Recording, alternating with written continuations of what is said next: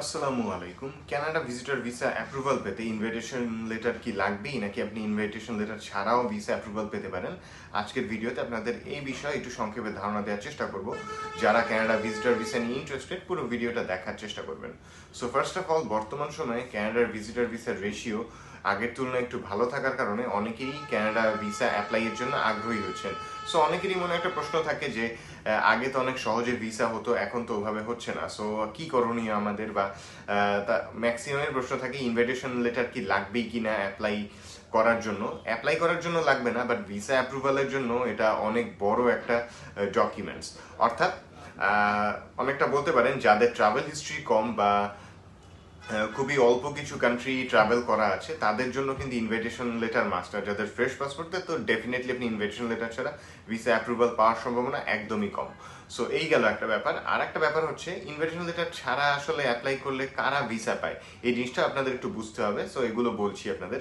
So একটা জিনিস প্রথমেই বলি, যাদের হচ্ছে ট্রাভেল হিস্ট্রি একটু কম আছে তাদের ভিসাটা নিশ্চিত করার জন্য আপনারা অবশ্যই ইনভাইটেশন লেটারের সহায়তা নিন। বিকজ তখন আপনার অল্প ট্রাভেল হিস্ট্রি এবং ইনভাইটেশন লেটার দুটো মিলে আপনার একটা স্ট্রং প্রোফাইল হবে, যার জন্য আপনি হচ্ছে অ্যাপ্লাই করলে ভিসা হওয়ার সম্ভাবনা বেশি থাকবে।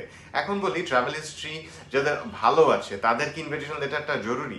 এখন এখানে ব্যাপার হচ্ছে, ট্রাভেল হিস্ট্রি ভালো বলতে আপনার যদি এশিয়ান কান্ট্রি 10টা 11টা ঘোরা থাকে, এটা যে খুব ভালো ট্রাভেল হিস্ট্রি সেটা কিন্তু ওদের কাছে গ্রহণযোগ্যতা পায় না। ওদের কাছে ফার্স্ট ওয়ার্ল্ড কান্ট্রি একটা ঘোরা থাকুক, দুটা ঘোরা থাকুক, আপনার এশিয়ান কান্ট্রি কম ঘোরা থাকলেও সমস্যা নাই, ওটা স্ট্রং থাকে। ধরুন আপনার পাসপোর্টে ইউএস এর ভিসা আছে, আপনি নির্দ্বিধায় ক্যানাডার ইনভাইটেশন লেটার ছাড়া অ্যাপ্লাই করলে আপনার ভিসা হওয়ার সম্ভাবনা থাকবে। আমি বলবো না যে ইউএস এর ভিসা থাকলেই ক্যানাডা আপনাকে ভিসা দিবে, বাট এই ক্ষেত্রে তার অন্যান্য ডকুমেন্টস যদি ঠিক থাকে, ফাইন্যান্সিয়াল সিচুয়েশন যদি স্ট্রং থাকে, সে উইদাউট ইনভাইটেশন অ্যাপ্লাই করতে পারে।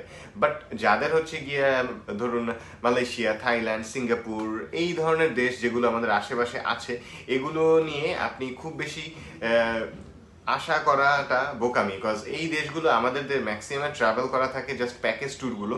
সো এগুলো স্টিকার দেখলে ওরা বুঝতে পারে। সো এগুলো আসলে কি স্টিকার বা ট্রাভেল হিস্ট্রি বাড়ানোর জন্য এই জিনিসগুলো করা।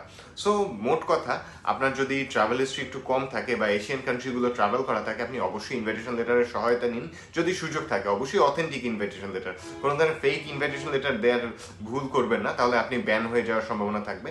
আর যাদের ফার্স্ট ওয়ার্ল্ড কান্ট্রি একটা দুটা ঘোরা আছে, তারা নির্দ্বিধায় ইনভাইটেশন লেটার ছাড়া আপনার অন্যান্য ডকুমেন্টসগুলো প্রপারলি রেডি করে সাবমিট করে আপনার ক্যানাডা ভিসাটা নিশ্চিত করতে পারেন। সো এটাই ছিল বেসিক্যালি আপনাদের ধারণা দেওয়ার চেষ্টা করা।